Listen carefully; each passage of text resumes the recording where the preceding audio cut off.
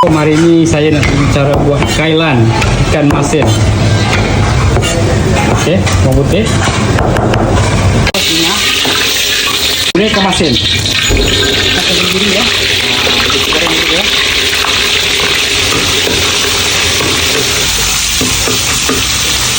Sotong, kepala sotong.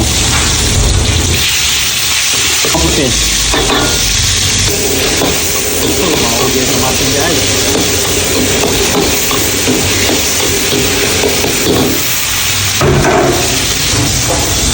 Ini baby kailan lah, bukan kailan, baby kailan.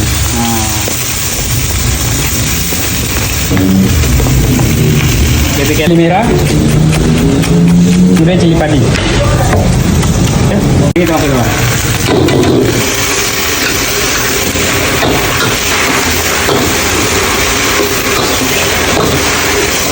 Okey, untuk rasa dia sedikit aji, sedikit gula, kemudian sos tiram.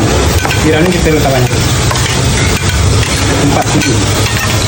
Kemudian kicap sotong.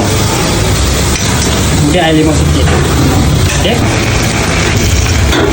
Kemudian jangan lupa ni kicap bukit sikit.